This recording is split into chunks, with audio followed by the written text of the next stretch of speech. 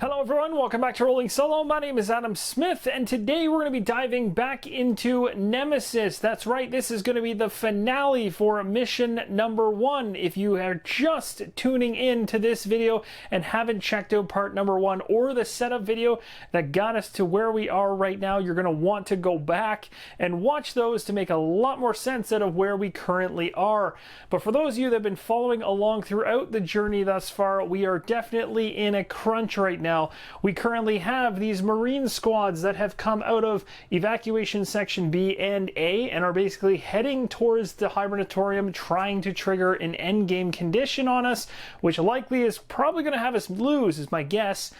The opposite side of the coin is our heroes, or at least the individuals on this ship who would like to call themselves heroes. The scientist and the soldier are trying everything they can to complete their mission. We still need to convert engine number 2 from a damaged engine to a working engine. We got to get through that door first off. We also need to get to the comms room. It's malfunctioning. We need to repair it.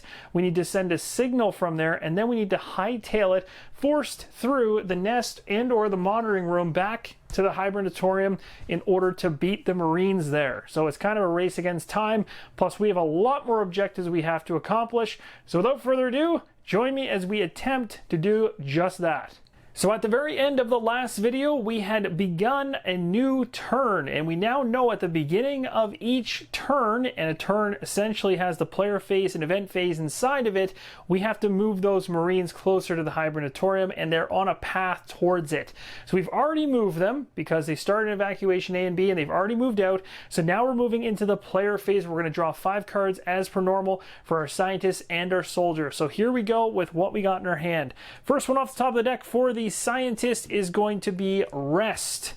Next up we have blocking access, search, interruption, and computer skills. For the soldier we have covering fire, search, taking aim, demolition, and rest.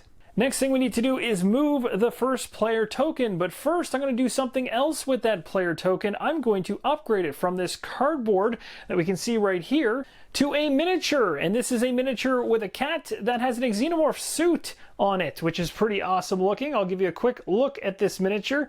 Very, very detailed, looks awesome all the way around, and certainly jumps off the table. Doesn't have any gameplay impact whatsoever, except just being a cooler way to have a first player marker. And this was part of a box that was an add-on during the Nemesis Kickstarter called Space Cats, and it had 3 unique sculpts inside, plus a duplicate of the sculpt that came inside the Aftermath and Void Cedar box. So that was pretty cool because it gives you some additional cats to basically use as first player markers, and maybe if you want to, you could swap them out with some of the aliens if you want to be really kind of creative with things. But again, there's no real gameplay impact there whatsoever. So now what we have to do is, this is the step where we're going to move this first player marker from the scientist over to the soldier. So if you notice, when I drew the hands up for both of these characters at the start of this video, none of them had anything to do with engine repairing.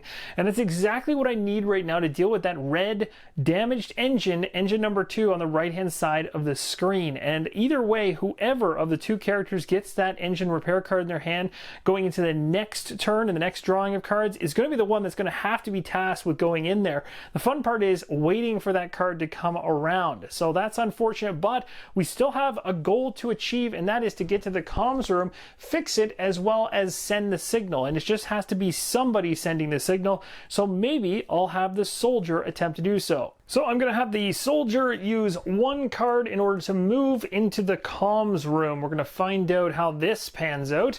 I'm going to try to see if I can demo this door as my goal for now, because I can't actually deal with the malfunction token as I don't have a card for it yet. But we get to flip this over and find out what's going on in the comms room. Oh, look at that. We found ourselves a malfunction, and we have some items to potentially search. And it appears that the malfunction marker means event number 7, and look what happened to us again. Close all doors leading out of the room you're in. Well, the good news is I went in there with a demolition card to actually demo out one of the doors.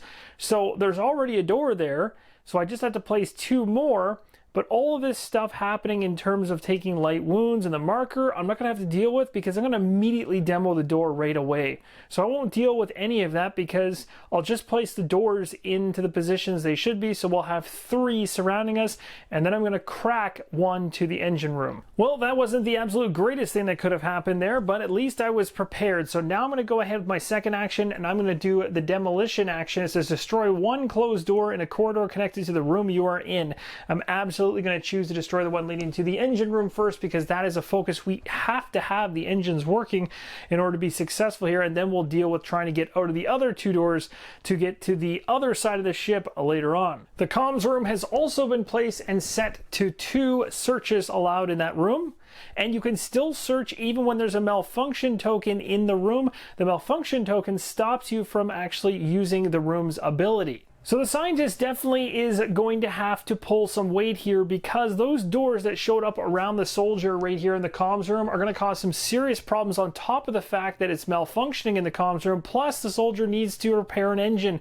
So he's got a lot to do, and I need to take some of that weight off his shoulders with the scientist. So what I'm going to do is use a little bit of the scientist's genius here. First off, we're going to try to get ourselves from this armory all the way over to the command center, where we can then open and close any number of doors around a single room. So we could open up both of those doors to help him out, and really the key is just to get one of them open.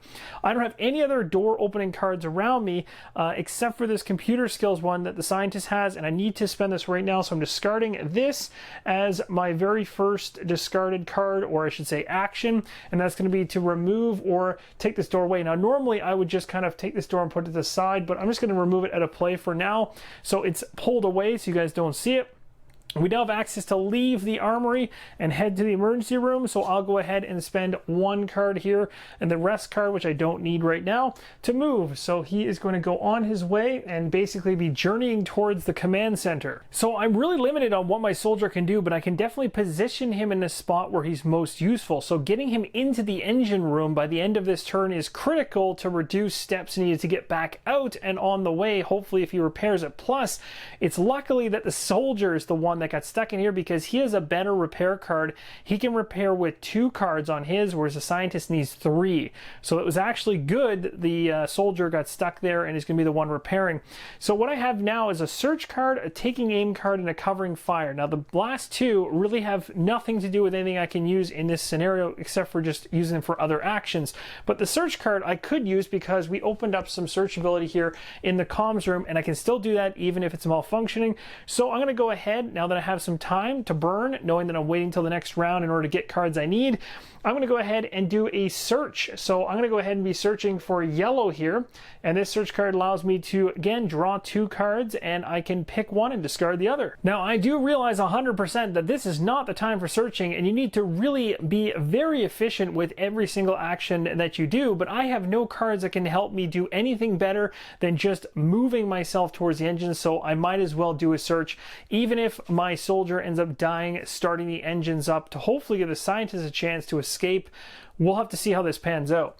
So we'll flip this over, and we found, first off, some tools, one use only. So discard the malfunction marker from the room you're in. Hello. Or repair and break engine in the room you're in. You've got to be joking me. That's insanity. How in the heck did I pull that card? Okay, well, I'm really happy now. So open, close one door in any corridor connected to... Okay, I think I know which card I want. I don't even want to look at the other one. Chemicals. Fully load ammo in the flamethrower. Nah, I think I'm pretty sure I want the tools. That could not have turned out any better. I still cannot believe that card pull. It's blowing my mind. I was like going through my head about all the different options and ways in which I can try to pull this off, and then I flip the very first card, and it's one that just lines up absolutely beautiful. But it gives me a lot of different options, which makes me think, because again, I could focus on repairing the malfunction in the comms room to allow me to send the signal, but also a huge time saver cards wise is repairing the engine, which would cost me 2 cards at a hand plus the engine room or the engine repair card in itself. So 3 cards to repair the engine. So obviously, in terms of being effective, I need to use this to repair the engines. So I'm going to go ahead and have my soldier move into the engine room to end the second action, and I'll pick either of my taking aim or covering fire cards because I really don't need either of them. So I'll discard this one here, and this is going to allow me to go ahead and move my soldier from the comms room into the engine room number 2. Now it's time for my scientist to get on the move, heading to that command center to get those doors open for the soldier later on. So I'm going to go ahead and spend my interruption card here to move 1. So the scientist is going to trek his way to the storage room. And then we're going to go ahead and use the search card, but use it for movement. So again, discarding this card for 1 to move him into the command center. All right, so the soldier is in the engine room. He is ready to go. He wants to get this thing working. He's going to use his tools that he found while searching around in the comms room, and you'll see on this card here it has a 1, so I have to pay 1 additional card with it. So I'm going to go ahead and spend my covering fire, which is my last card. That's going to go in the discard pile, so I have no more cards left in my hand. And so this tool allows me to repair or break an engine in the engine room you're in. So fantastically, I can take this second engine and repair it. It's in full working condition, which means the ship is ready to go. And with that, that's essentially going to actually end the turn for, or I should say this particular round here for this soldier, because I don't have any more cards to spend for actions. So at this point, I'm forced to pass. Now, while the soldier has been really busy getting those engines back into a repaired state, the scientist isn't just sitting around either, and is going to go ahead and use his last card, which I have saved on purpose for this master plan, because using the command center to open the doors would cost me 2 cards, which I don't currently have. But what I do have in my hand is a single card called Blocking Access. And this particular card says, use in a room with a computer to use this room's action without paying its cost. Yes, in fact, it is literally just 1 card for me to go ahead and use the command center, and just like that, I have opened up the 2 doors around the comms room, leaving this pathway for the soldier to get out wide open. At this point, I also have no more actions to do with the scientist, so I am going to choose to pass. Now, the crazy thing here is, remember, we still need to send the signal, and we still have a comms room which is malfunctioning, and we still have 2 characters that are not in the Hibernatorium. We need to make sure all of those things are satisfied going into the next full turn. Now that we're moving into the event phase, we would have normally gone ahead and moved the timer down the self-destruct track, but we already have reached the end, so that is no longer anything we need to focus on going forward. But what does happen is we wrap right back around to a brand new full turn, and at the beginning of a new turn, yep, the Marines are gonna move. So the Marines are charging in. They're moving from room 006 to 005 and from 004 to 005. Next time they move, they're going to be inside the Hibernatorium. Let's make sure that doesn't happen. Now, because we're going into what is actually the last full turn for the players, I thought it'd be really fun to actually, instead of what I normally would do, which is speed right along, shuffle my discard piles, draw the cards in front of you, and get going, I really want to show you that I'm definitely not rigging anything. That tools card that came up blew my mind when I saw that. That was way too good to be true. And because these hand draws are so important to how this next turn is going to pan out, let's do it right in front of the camera. It'll be that much more entertaining, whether this goes poorly or in my favor, because that is exactly how the game's played. And I want to show you guys that I'm never staging the deck during my playthroughs. I like to play it as it sits, just like you guys would if you're sitting at the table yourself. So, taking all the discard pile cards, and I'm going to go ahead and just do kind of an old man shuffle here real quick, just to kind of get things mixed up. And then we're going to do an actual shuffle here. And I'm going to draw 5 cards, and I'm really going to hope for the best here. Let's slide a few of them in amongst each other like that. All right, I think I'm good. I think that's good enough. There's only 10 cards, so it doesn't need a massive shuffle. First one off the top, computer skills. Open or close one door in a corridor connected to your room you're in.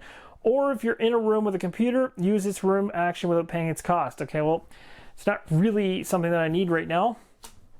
Search, okay. This again is for the scientists, by the way. Interruption, okay, could prevent something bad from happening when we go into a story event. So that's actually not a bad one to have in hand. Another search, wow, if we really want to get greedy on the way out, we certainly can with the scientist. And repairs, discard a malfunction marker in the room you're in. So we got a card that helps with the comms room, but my scientist, if he tried to get there, let me see, 1, 2, 3. No, he wouldn't be able to get out. But I mean, we've got a chance, because that means the soldier could escape, essentially. So as it plays right now with what I've got in my hand here, I can play it in a way where the scientist goes to the comms room, repairs, uses sends the signal, and the soldier survives. Now we have to try to determine whether or not the scientist can also survive, and it really hinges on what the soldier gets in his hand. So we'll take the discard pile for him, and this is going to be another one of those pretty tense draws to determine how this is going to pan out. It's basically, I don't know what the odds are of this being successful, but I've heard this first mission is actually quite difficult with 2 players, at least when I've read on the forums. So if we actually are able to pull it a win, we got the right cards when we needed them, that's for sure. And at least I played as efficiently as I think I should have. Don't think I wasted too many actions anywhere. First one we got is Demolition. Not so useful at the moment. And of course we can mess around by placing malfunction markers. Not so good. Interruption, again, very good to have in this last turn, because if we're forced through, if we want to go through both the nest maybe on the way out and the monitoring room, we have that interruption to stop bad things from happening. Covering fire, not so useful when there's no enemies. Rest, not so good. Search, not so good. So it doesn't look like we have anything in our hand currently that is going to help with the malfunction marker, except for the scientist, which means the scientist might be in a bit of trouble here, as I'm just double checking this hand quickly to make sure. Yeah, it's looking like the scientist is going to be the one that has to actually go back to that room and repair it.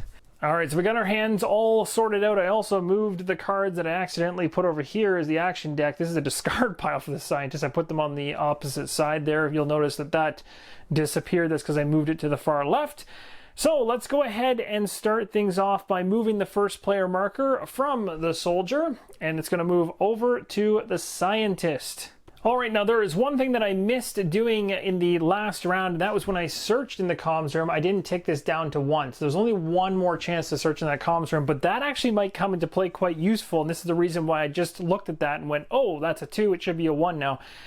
I do have a chance, if I go in there with the soldier, to potentially try and search on his turn, and I do have one card that allows me to pull 2 cards from that deck. I could get lucky, being that particular deck is tied to those types of cards that we saw before, like tools. Maybe there's another one in the deck that could help with malfunction stuff. Again, that's definitely me grasping at straws. I think I've kind of already determined that the soldier's in big trouble. Actually, I don't know. I think in either case, I'm kind of in quite a bit of trouble the more I think about it now, because the scientist actually doesn't have enough actions to do what he needs to do in the first place. So let me describe this out for you guys. Essentially, if I have the scientist from the beginning of this full turn go, here's the plan, move one, move again, move into the comms room, I've already burnt 3 cards. It costs 2 cards just to send the signal.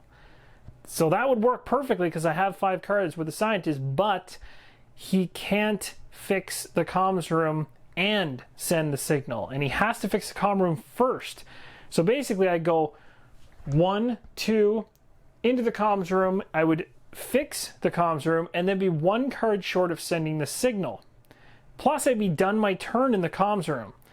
Then the soldier would potentially go, and it's really kind of one of those situations where the soldier would need to get into the comms room, do some searching, hope to find something to help get rid of that malfunction token, or I'm really in big trouble because there's nothing I can do on the scientist side. He has some great cards that allow him to use computers in other rooms and all this great stuff, but with that malfunctioning marker still there, that actually causes me more problems than the engine did. Although I still think the engine was the right thing to do because it saved me many cards out of my hand this turn.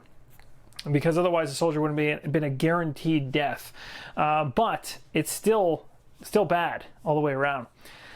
So what do I do? What do I do? Now again, I'm starting with the scientist and I have 2 actions with the scientist and I have to perform them. Like if I pass, I'm done for the full turn and then that would essentially end me right there. So I've already come to grips with the fact that the scientist has to die and I really have to figure out whether the soldier can help and then get the heck out so at least one of our characters survive. So with that being said, we're going to hold on to the repairs card, which talks about the malfunction marker because we don't want to use that. So I will use, and maybe what I'll do is, well, I guess searching doesn't really help me because there's no more yellow rooms on the way there that's going to help me. So I'm going to burn for my scientist one of the search cards that he has in order to move him from here to storage, and then he's going to burn his other search card to get him from where he currently is down to the emergency room. Now this could come and bite me pretty hard if the soldier ends up searching in the comms room finding something that he needs, but the good news is if he can pull this off, I am at his perfect spot where I could turn the scientist around and head him out. So I think I'm okay. I'm kind of balancing a couple things at once. But there's my 2 actions. And now we're going to check out and see what the soldier can do. All right, so the soldier is going to go ahead and try to get in that comms room and try to search. And hopefully, if I get lucky enough, let me think about the amount of movement I got here. So 1, 2, 3, 4 to get to the Hibernatorium. If I search once, that's okay. But that's all I can do is just search. So I have to do this. I really don't have a choice. I have to do this. Or I move in and but then I gotta do an action anyway. So I burn a card, let's say using my med kit. That leaves me with 3 cards left. If the scientist gets in and fixes the malfunction marker and I use 2 of my cards to send the signal, I only have 1 card to get out. Oh, this is not looking so good the more I'm thinking about it. I'm thinking that I'm kind of running out of options here. But you know what? I think I do have to move him out of there anyway. So I'm going to go ahead and use my covering fire card. I'm going to use that as a discard in order to get me moving. So let me get me out of here and into the comms room. And again, I'm going to try to search here, crossing my fingers with 2 cards that good things are going to happen. So I'm going to use the search. I'm grabbing 2 yellow cards, and I'm not cutting at all for this. I'm literally going to grab them and flip them right on in front of the camera for you guys. So the first one off the top is duct tape. Yes! It says discard the malfunction marker from the room you are in, or repair break engine room, or use to add 1 heavy item to a heavy item in a character's hand. I don't care about any of that stuff. Duct tape is what I need right now. And then the next one I got here is chemicals. Ha! Wow. Okay. Well, I'm pretty happy. So the duct tape. Okay. Wow. All right.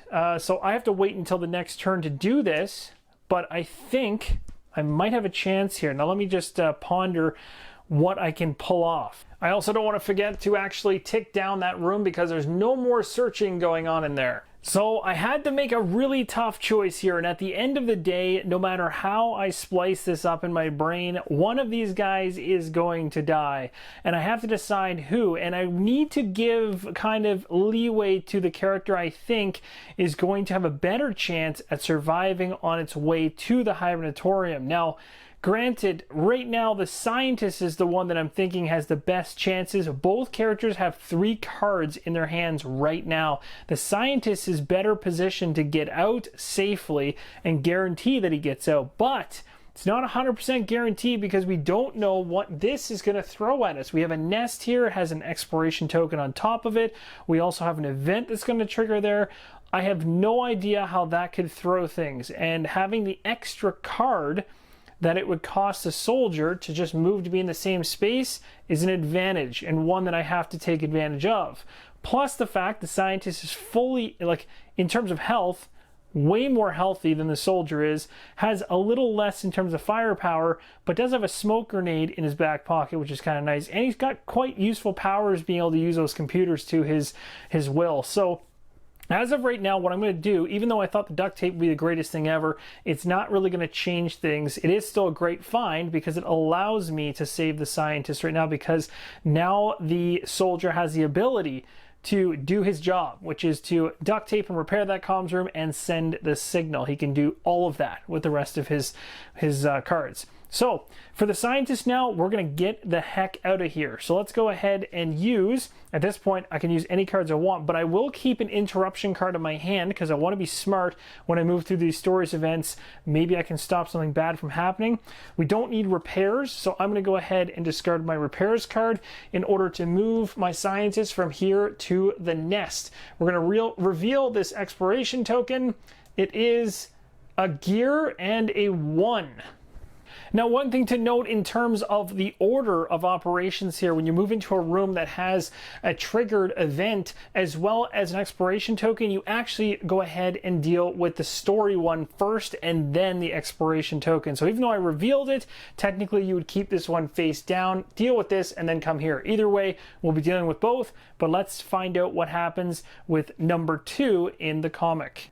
Event number 2 is an egg discovery, which kind of makes sense seeing as the scientist has moved into a nest location. He says, "What the hell is this?"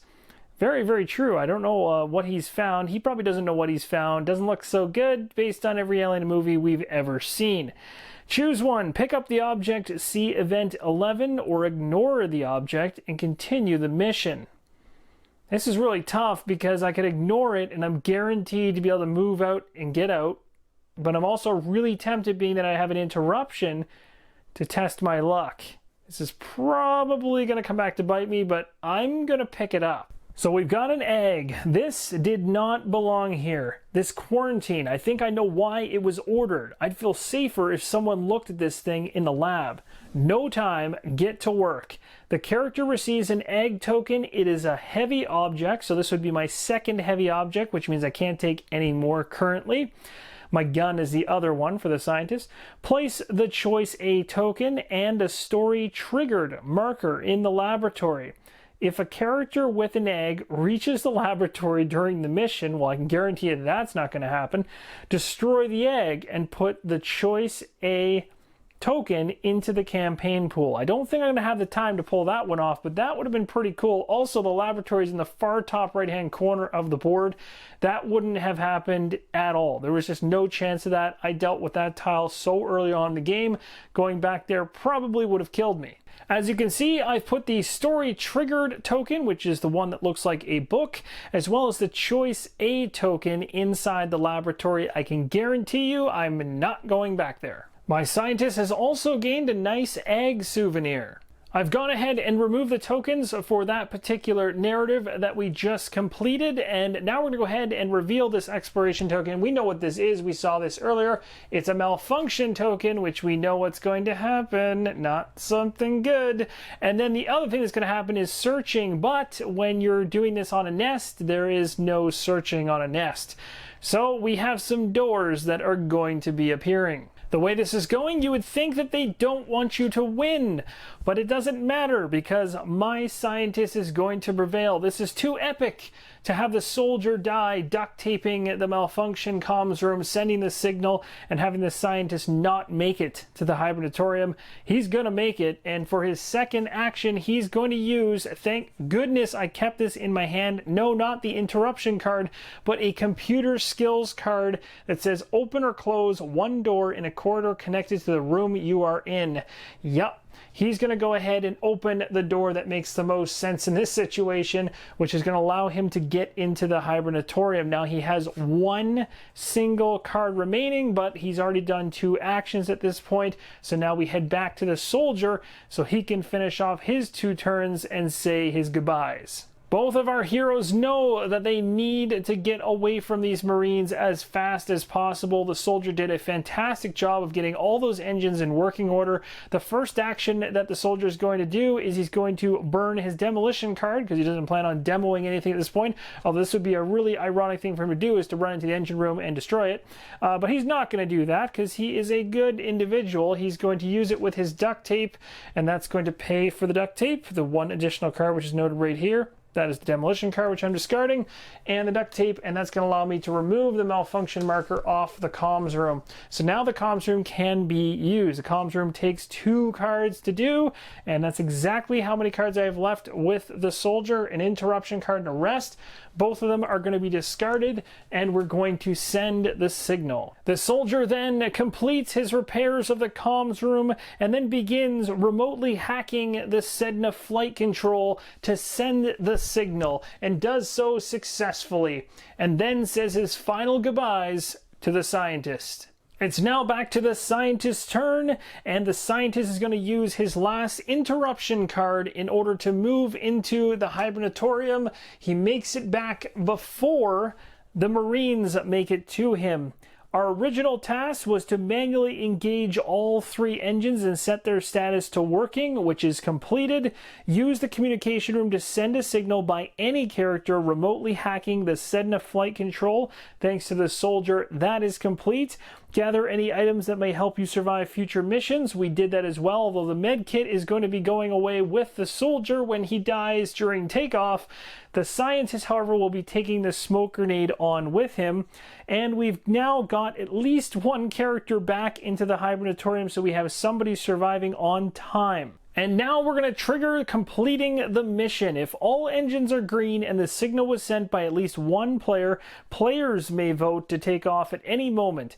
If the vote results in a draw, the player with the first player token has the final say. And ironically, it's the scientist who has the first player token. I think he wants to get the heck out of there no matter what.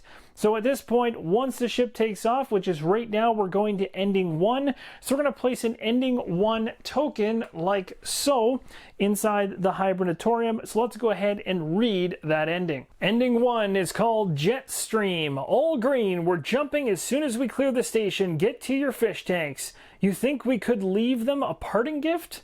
We could turn around and blast the other pads clear with thrusters. There's a ton of Sis down there. We can't just kill them. And in the very bottom right-hand corner, it says all players take a vote. Well, that's just going to be me. But in this particular case, it's actually going to be you. I'm going to throw this decision back to you guys. We can just choose to destroy all docking ships with rear thrusters and see ending 2, or we can just choose to fly away, resulting in ending number 3. If the vote ends in a draw, the player who currently holds the first player token makes that decision. That would be the scientist. So I'm going to turn that around to you guys. As I mentioned, let me know in the comments below, what would you like to do of the 2 options. I'll also put a vote in the top right hand corner of the video so we get a better idea as to who is for which side. So make sure you use comments and the voting mechanism as well, as I'll be checking both to kind of tally things up. And as I mentioned earlier on, any characters outside the Hibernatorium are killed on takeoff. So the soldier has met his demise, but will be remembered by the crew as a hero. And that concludes the finale for mission number 1 of the Untold Stories Booklet 1. Thank you guys so much for watching, and as always, keep on rolling solo.